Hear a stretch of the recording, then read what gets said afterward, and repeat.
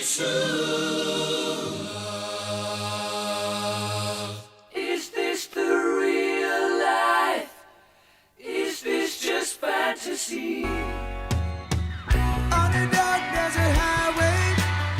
1976, when rock stood tall. The year was 1976. America was celebrating its bicentennial. Disco was shaking dance floors, and punk was brewing in smoky backrooms. But rock was at its towering peak.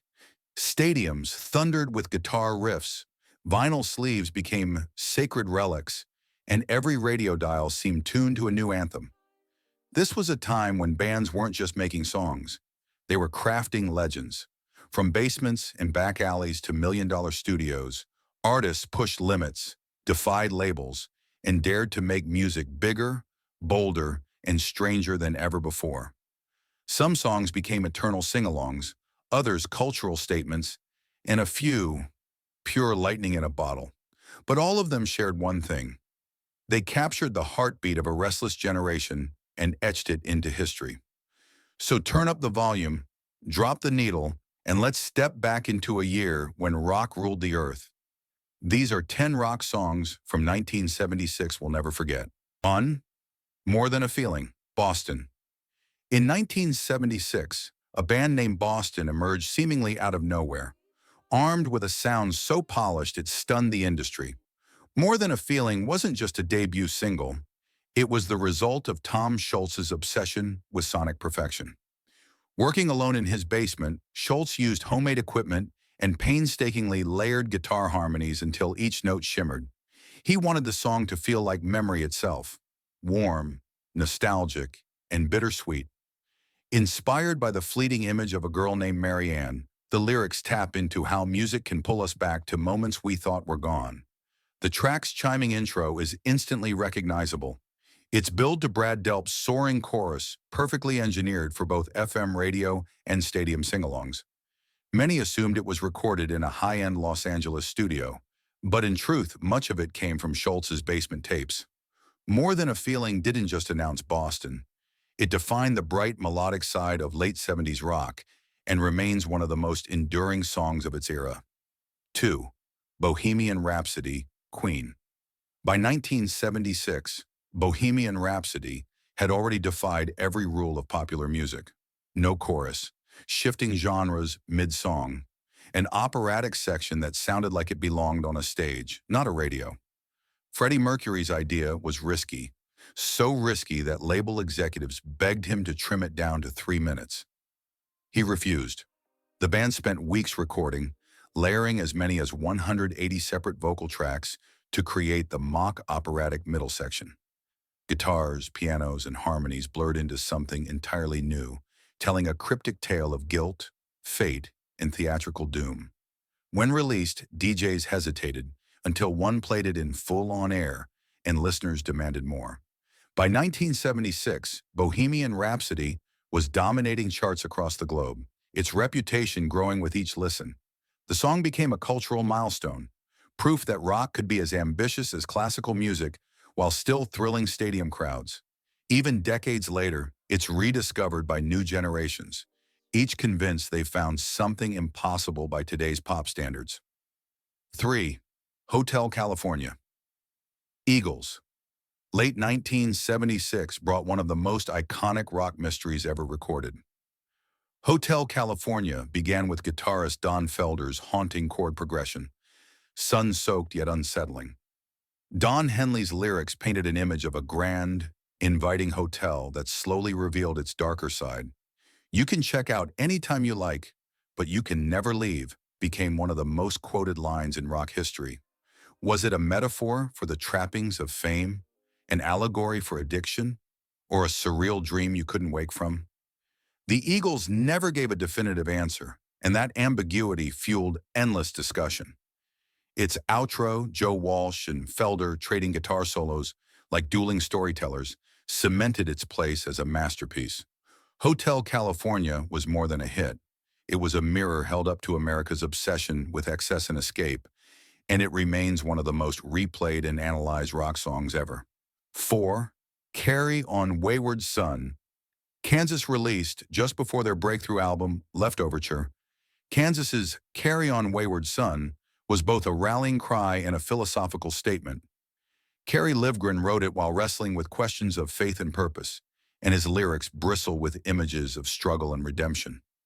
Musically, it's a blend of progressive rock complexity and arena-ready hooks, shifting time signatures, intricate guitar lines, and harmonies that swell like a choir. In 1976, the song's ambition stood out in a landscape dominated by simpler, radio-friendly hits.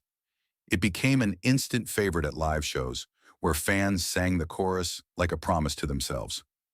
Decades later, it found a second life as the unofficial theme for Supernatural, linking it to yet another generation. Carry On Wayward Son endures because it doesn't just tell a story, it invites the listener to see themselves in it. 5. The Boys Are Back in Town. Thin Lizzy Phil Lynott had a gift for turning street life into poetry, and The Boys Are Back in Town is his most enduring example.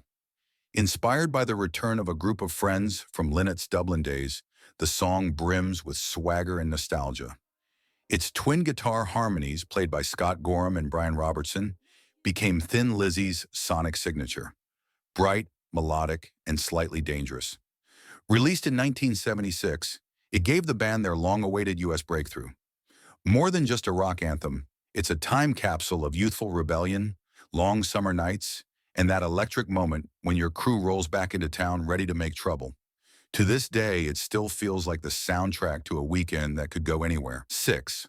Slow Ride, Foghat. Slow Ride is proof that sometimes rock's greatest gifts are born from pure fun. During a jam session, Rod Price's bluesy riff caught fire, and the band just kept going. The resulting track was an unpretentious, good-time rocker built for driving fast or, ironically, taking it slow.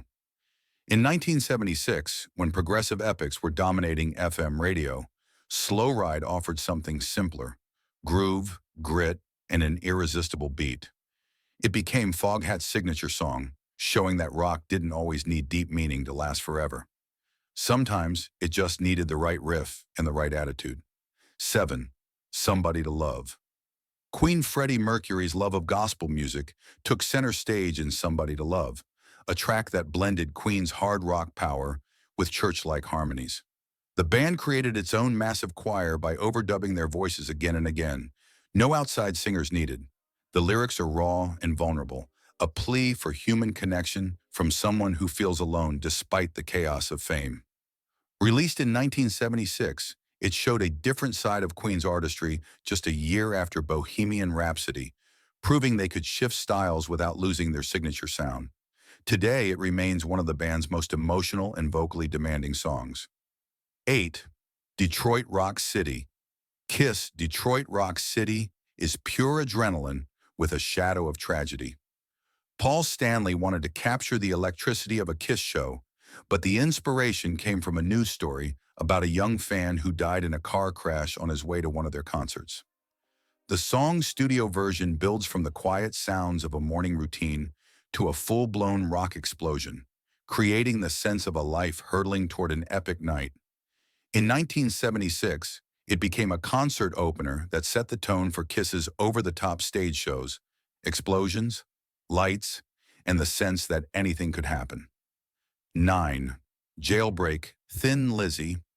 Thin Lizzy doubled down on their outlaw image with Jailbreak, a riff-driven track that feels like the opening scene of an action film. Phil Lynott's storytelling puts you right in the middle of a daring escape, the guitars adding urgency to every line. Released alongside The Boys Are Back in Town, it showed the band's ability to craft both radio hits and hard-edged rockers with cinematic flair. It became a staple of their live shows and an enduring symbol of their rebellious spirit. 10. Rock and Roll. All Night, Kiss, Live 76.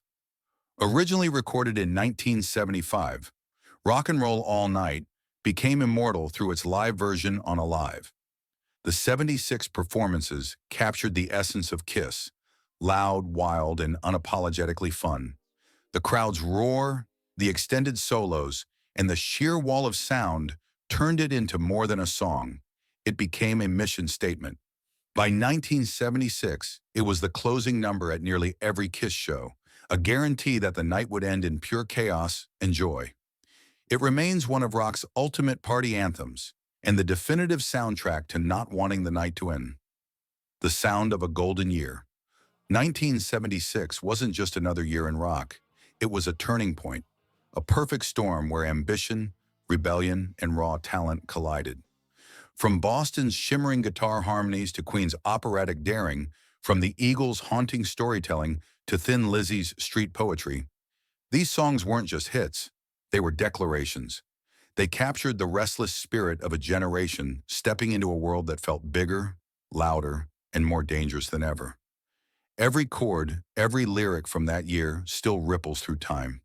These aren't just tracks on a playlist, they're time capsules, snapshots of the nights we stayed up too late, the drives with the windows down, the heartbreaks, the victories, and the reckless joy of youth. Nearly 50 years later, we still turn up the volume, still shout the choruses, still feel the same electric charge. Because 1976 taught us something that will never fade. Rock and roll isn't just music. It's freedom, it's rebellion, and it's the sound of a generation refusing to be forgotten.